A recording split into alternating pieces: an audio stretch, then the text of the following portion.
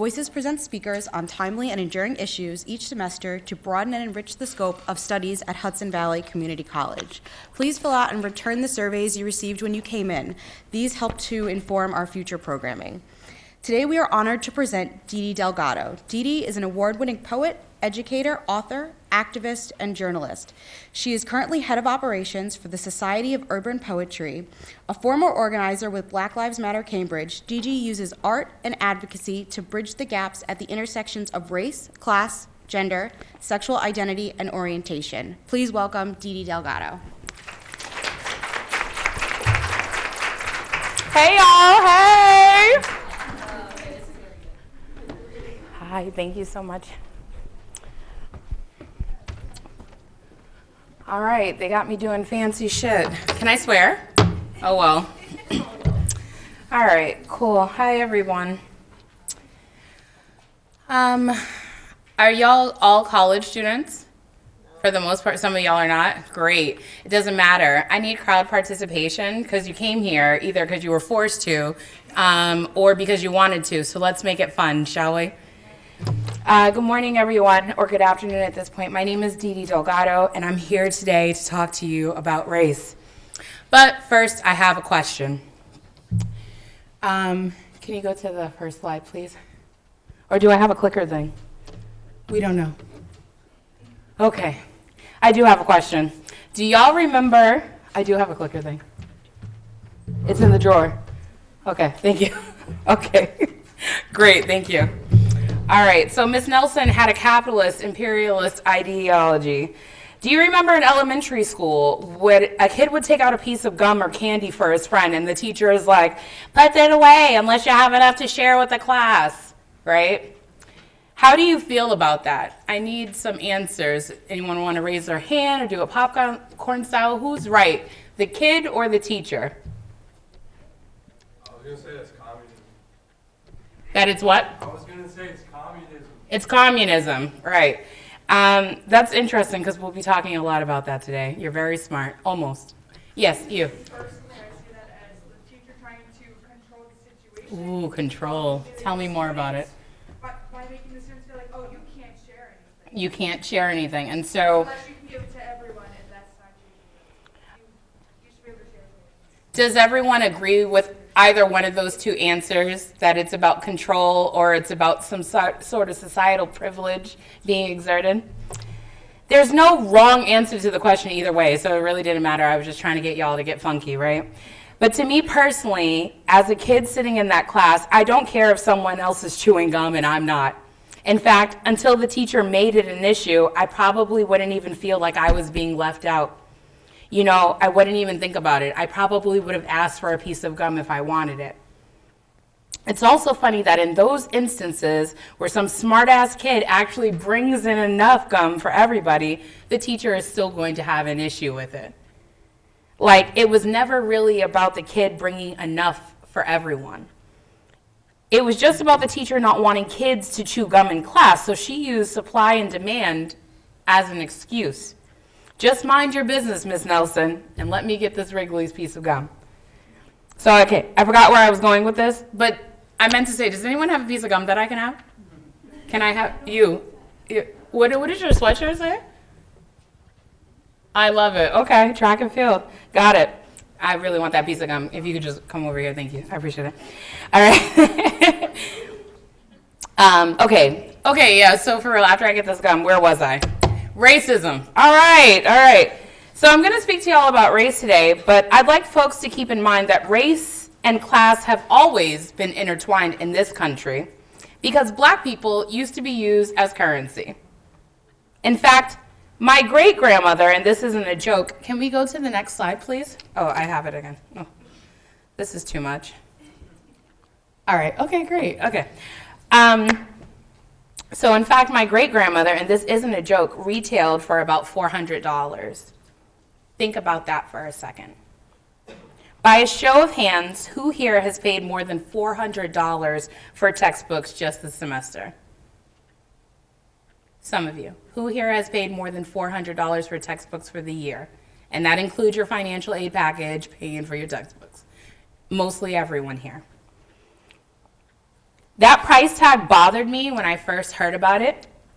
And it's actually one of the things that shaped my politics around race and class, because realistically, even if my ancestors sold for $4 billion, that wouldn't have made my circumstances any better. That $400 price tag just adds insult to his much, much greater injury. On the internet, people tell me every day that slavery happened a long time ago, so it doesn't matter. Psych. But I know the real world consequences of slavery exist straight to this day. On the internet, people also call me a communist, which is fine because I am. But most of the people who call me a communist don't know what that means. They just heard the word before. And my relationship to communism also stems from slavery. For me, communism means I don't think that people should be bought or sold or starved to death or be homeless or without health care or anything like that, especially while rich people hoard the benefits and profits from that suffering. So I'd like to show you something. If you look at the third entry on the slide here, in 2018 it says 10,450 million was spent annually at college bookstores. So I was never good at math, but can we do some math for a second? Thank you. If we know that, I stole this from PBS, you know, your teachers would probably be really pissed at me because I didn't quote it in the works cited or something like that, right? If we talk about the transatlantic slave trade, remember the basic point of this is that 10.7 million Africans were enslaved. And so it says enslaved means that more people were actually brought over here, but those are the ones that survived through the passage, right? And when I talk about my grandmother, this is actually my great-grandfather, Leroy Mitchell. He is a reverend. He's no longer here, obviously, but that means that he was old as shit when he became a reverend, and both of his parents were slaves. So this is recent. This is my great-grandfather, right? So the maths. Who can do long division? I can't, so I just put it into the Google again, right? Or whatever, right? So I put 10,400,000,000 spent on textbooks divided by 10,700,000 Africans surviving the slave trade. It's $976. The cost of college textbooks is more than my great-great-grandparents' parents' cost.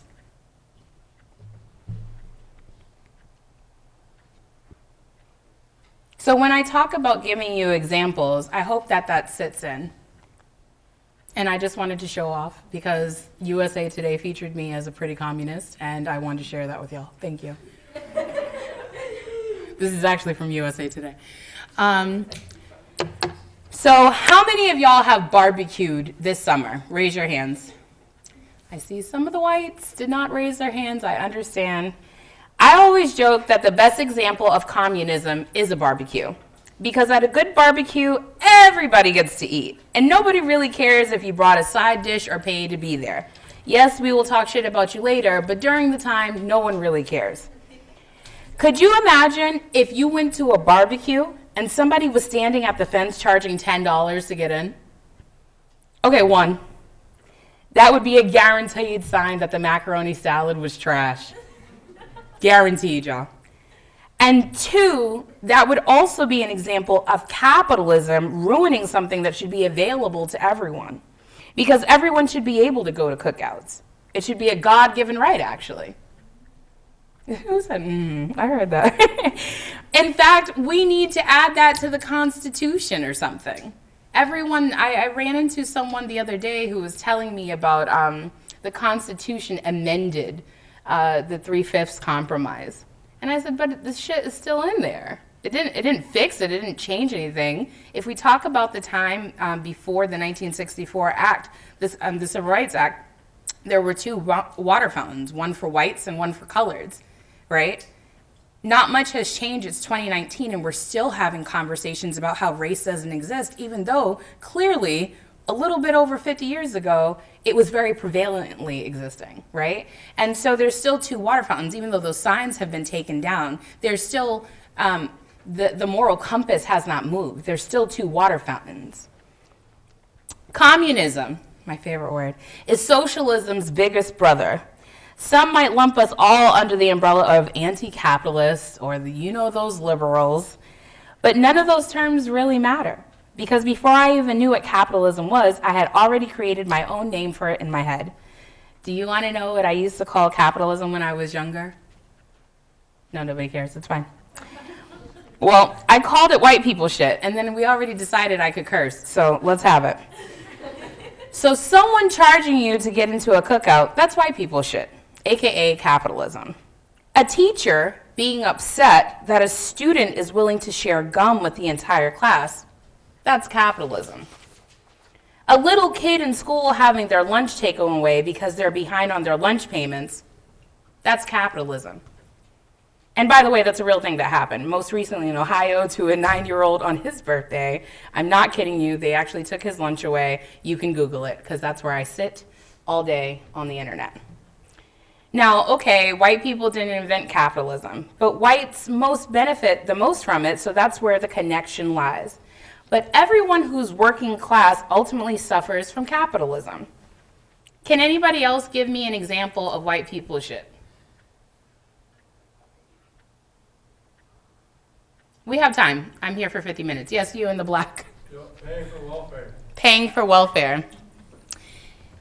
What do you mean by that? Well, top 1% of the country pays for 50% of the country. What? Top 1% of the country pays taxes for half the country. I don't think that that's accurate. And I think that, I've seen it come up many times. where did you see it come up? I've seen it on TV, I've read it online, newspapers. The whole TV. Okay. Are these papers conservative newspapers? No, I read both sides. You read both sides. There's only two sides? Okay. All right. Does anyone else have an example? Because I'm going to address that in a second. Zoe? You don't have an example? That's fine. Yes, you in the green shirt? Healthcare. Why? Well, you look at it, you can have a society where you're gonna let people die because they can't afford healthcare. Is that from a functional perspective, is it really functional to have somebody, sick and not be able to work? Doesn't make any sense. And so it's a matter of people who have money get really good healthcare, and people who don't struggle. It's not equitable. It doesn't even make sense. Right. And so I think about, to your point, countries that actually have healthcare. People talk trash about Cuba all day, but I just came back from Cuba and I sat while all of my friends were having fun and I had fun too. I got a lot of alcohol in my system. But there was a day that I sat just in the plaza with folks and just had conversations with them. And they're genuinely not interested about gaining more because there's no divide between the rich and the poor. It doesn't exist like how it exists here. And I think about also too, to your point, if someone was sick, their government is going to make sure, because it actually costs them more, right? It costs you more to pay for someone who's sick. And so to your point, I guess, your opinion that the 1% pays for everything, that's actually inaccurate. It's a well-known fact. That is inaccurate. And I'm going to come back to that. Yes, you with the blonde hair? Yeah, I would also just like to point out that 43% of Medicaid recipients are actually white people, and that's more than any other race. Does the 1% also pay for that 43%? I don't know about that. No, I'm fucking with you because that's absurd. Okay, yes, you in the yellow. Thank you for that. You in the yellow. I'd just like to go back to that whole 1% thing. That's some more people shit, how people think Thank you for calling it out. I want to not preach at you. I want to have a discussion because I could come here and pretend I'm Nikki Giovanni for 5 seconds. Ooh, I love her to death. Oh my God, I died. But I'm not going to do that. I want to have a conversation about this because this is about co-sharing this space, right? I'm just thinking why, okay, so. Are you white? Me? Yes, Okay. yes. Call it out when you see it, sister. But, Okay. I'm just saying, if it's, so what if he was saying was true, why shouldn't the top 1% be paying the most amount of money? If they're the top 1%, why should the bottom percentages be paying just as much as the top 1%? That makes absolutely no sense. And so, to your point, isn't it true that in a capitalist society, that is what happens? Yes. The most richest people expect the labor to come from the people who are poor, who are suffering with illness, who are differently abled, right? Who are looked at by society as inherently different and classified as workers and not top bosses or anything like that, right? So thank you for calling out that shit when you saw it. I'm gonna take one more suggestion. Oh, two more, I guess. I feel like you're gonna be my friend. I'm not sure about you. So you in the black and then you in the yellow. We'll do progressive stack, okay? Go ahead. Yes. No, I was just gonna say, it was listed that the primary beneficiary of like affirmative action, white women. So, Say it one more time. The primary beneficiary? affirmative action, white women. White women receive it because why? It's intersectionality, right? They're a woman, right? And so people are like, I checked the box. We would like to see women who are differently able, disabled women who are fat or poor, right? Like get those positions, but then white people shit says that they're not qualified, whatever that means, right? Like a piece of paper, as much as I really want you to finish your degree here, a piece of paper qualifies you to another person holding a piece of, it's just fragments, right? So thank you for saying that. And we saw that with, what was the white lady's name? Felicity Hoffman, right? It's like they paid for their children, they like major payoffs for their kids to go to these schools. And there's a black woman serving prison time for just putting the different zip code for her child to attend a better monetized school. So yes, you in the yellow. Playing devil's advocate. No one, the devil does not need an advocate, but yet here they are, right? And what do you mean by that? I'm just playing devil's advocate is used a lot to hide actual feelings and actual thoughts for things. It's a dog whistle. And then decide to play devil's advocate when they feel something and don't actually feel comfortable saying it, so they're saying it from a different narrative, but it's just hiding their own. It's really their emotions, right? Because what was the devil sent, I mean, if you believe in that shit, but what was the devil sent here to do? Kill, steal, and destroy, right? And so why would you need to be his advocate when we're talking about people's livelihood? You know? So thank you for that. I'm gonna go back to my shit. These are all good answers, except for that 1% shit. I did not like that. All right. I recently visited a Seneca Nation Indian reservation in southern New York, and they don't pay property taxes. They don't pay property taxes. They think it makes no sense that after you buy a house, no matter how poor you are, you have to keep paying money to the government. They call property tax the white man's tax. These indigenous folks, and I'm really grateful to the person, I think it was Ann, who stood up here and gave a moment of silence for this land that we stand on does not belong to us. So it doesn't matter if you're in the 1% or the bottom. None of this shit matters because we're standing on blood, sweat, and tears. So these indigenous folks from the Seneca Nation Indian Reservation, they laugh. They call property tax the white man's tax, and they do laugh whenever it's brought up. Y'all, they're laughing at capitalism. Because race and class are so intertwined in this society, any work that collectively empowers and uplifts black people is anti-capitalist. From reparations to affirmative action, as you said, the abolishing of slavery. I think, how many of you are in Facebook groups so that way you can get free shit or that you can like buy, sell, trade, right? So I'm in a mom group, and I hate it. And so they're a hyper-local giving economy, right? And I think about how innocuous that is. It's called Buy Nothing Albany, and I'm an administrator in the group. And it's innocuous at best to say that we should be able, as neighbors, as community members, as friends, it doesn't matter if you live in Lansingburg or the better parts of Troy, whatever that means, or it doesn't matter if you live in the south end of Albany or you live in Pine Hills. I think Pine Hills is actually going to shit. So it doesn't matter. You should be able to post something and say, hey, I have 16 sets of chopsticks. Anybody want these? And then somebody says, I had a science project and I needed chopsticks. Egads, right? And so it's called hyperlocal giving, but they tried to say in the group that we can't post about politics or we can't talk about race or we can't talk about fat phobia because I'm a plus size person and I never see any kind of clothing gives for someone. Sorry. Ooh, Why am I apologizing to you? So I never see any kind of postings for someone that looks like me. And I called it out, even though I have a position of power, and I was told we're not allowed to talk about political things.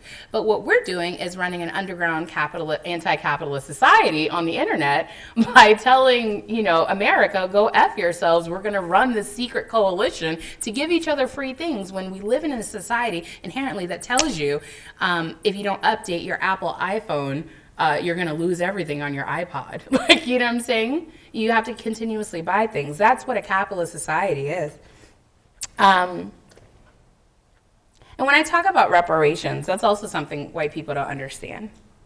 One barrier of reparations is the fear from white folks that they'll be taken advantage of. Even my group, I don't know what to call it. I run a connection port, so to speak. I'm a bridge to many people in our community, and not just our community, but I've done it globally, in which if someone is having an emergency ask, or if someone needs to prevent something from happening, whether it's a foreclosure on their home or getting their month's rent paid, people reach out to me and they say, I need your help, because resources are kept to the 1%, and it's really hard to get it down here. And I call that group Done for Dee Dee because white people who like me, it's not that guy out there, but white people who do like me like to do what I ask them to do. So the group has actually successfully launched as of 2017, and we've given away to date over $575,000 to Black people who are just in need. And it doesn't matter if you're gender binary. We just don't give it to men because I just feel like there's a whole societal power structure there.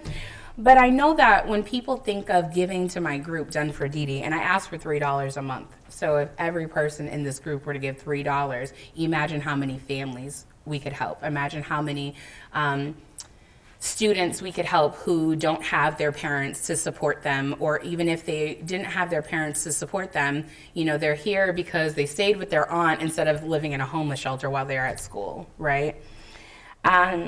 So even the way that Done for Dee Dee provides a way to ensure a deserving, whatever that means to white folks, a deserving Black woman needs help, that's a problem, because all Black descendants of slaves are owed reparations, each one of us.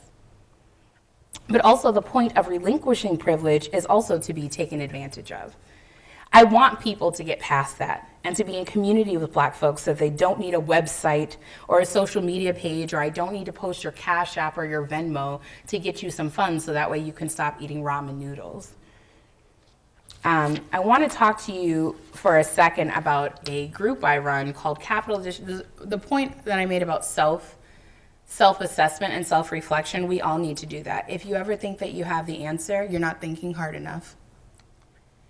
I run a group here in the Capital District called Capital District Intersectional Feminist Group, and we're a group of about 5 to 7 given at a time, Black femmes who are doing the work of feeding people, clothing people, and meeting Maslow's basic needs, right? Do you need a house? We're gonna get you housing, right? And we've been doing it underground for about 7 or 8 months now. It's a replication of my work with Black Lives Matter Cambridge. And if you don't know about my work with Black Lives Matter Cambridge, I encourage you to look at me as respectable. I led a march of 45,000 people across the Boston Common to fight for March supremacy, and it shut down 67 synchronized marches across the United States for white supremacists and nationalists. And so I run this group, and people, I'm like, I think I know everything, right? And I need to think more. So I'm like, we support the queer, we support the fat, the Black, the short, the wide, right? We do everything. And there's no trans folks in my group. And people would be like, oh, but you don't need to have, oh, well, if I'm intersectional, that's a demographic of people that I'm not actually connected with. That's a demographic of people that I don't understand their struggle, and there's not a representative here to show them, like, we're here for you. And then I thought, because I have a pacemaker and I have a disability, right, and I have that little placard that says, let me park in the front so I don't die on my way into the store, I thought, we represent all disabled people. And one time at this event we have called Books and Breakfast, it happens once a month, there was a woman who came in like a very high-tech wheelchair. And I did this really fucked up thing. I groaned on the inside, like, oh, like I had anxiety. I was like, how do I like work with this? Like, what does she need? Like, what? Yeah, I started thinking about all the things that I may not be capable of helping her with, right? And I thought about how much I do that. And I had to like really stop what I was doing and like admonish myself for that.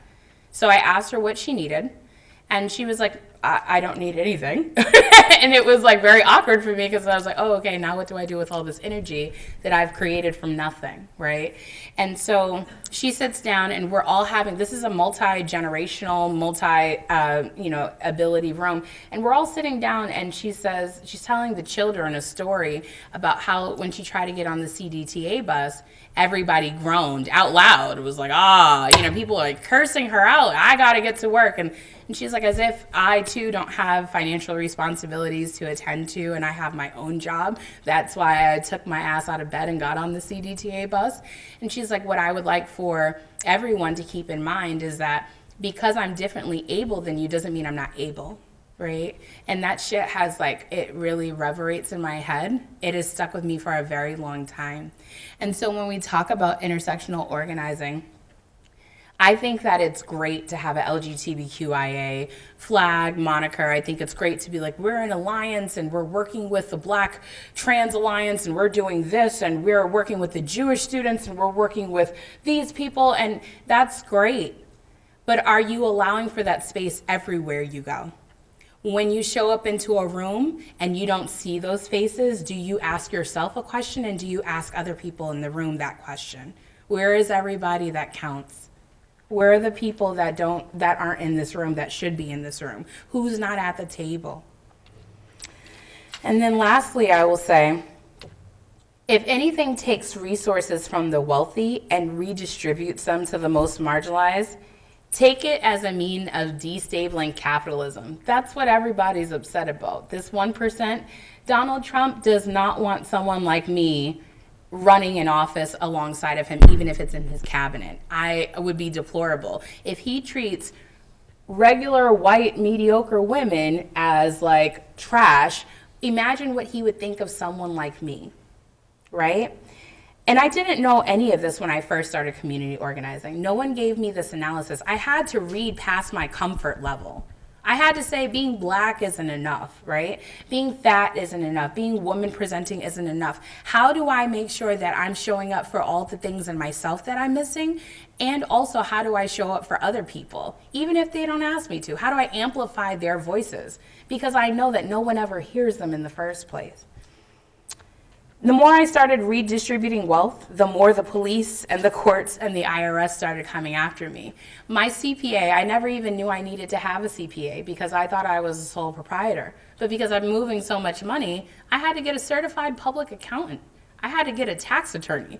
I had to do real shit. I was like, you would think that I'm a Fortune 500 company, the way that the IRS was like, and this is your reported income, $75,000 income. And I was like, no, we gave that away, and here's all the proof. And it was just a really hard struggle. And even for last year, we're still going through it. The same thing happened for, I don't know if you know that the drinking water in Flint is still shit, right? And so the same thing happened to a woman who decided to raise money in a large amount of sum, and she directly paid people's water bills, because not only do they have to drink the water and filter it and pay for all of that, we've paid for water filtration systems for folks in Flint, they also have to keep paying the bills in order to get the water to like filter it and boil it to drink, right? And so she was like, that's not fair. It's not right. And no one is helping, or not enough, right? No one is advocating. People are like, someone will resolve it. That's what happens with reparations. Someone's going to resolve it, but your government is not interested in helping with the water crisis that currently exists in Flint, Michigan. Michigan, not Sudan, Michigan. Your government is not interested in helping Black folks receive payment for the pain and suffering that was done to our ancestors and has kept us in this cyclical cycle of redlining. Do you know that 1st and 2nd Street are still on a map today, right? It's still reflected of what a bad neighborhood looks like from what it looked like before the 1960s. Only Black people can live there because you can't get ahead with credit. if you've never had it passed down to you, if your parents have never added you on as an authorized user to their card, if you never had to be your parents' credit because you had no credit in the first place.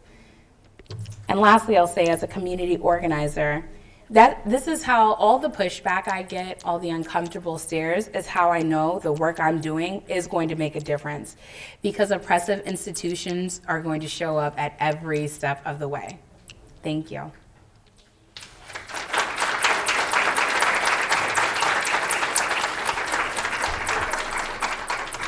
Anne, is this the part where I ask people, do they have questions for me? Yeah, absolutely. Oh, okay. About 10 minutes to 1:50, so go ahead.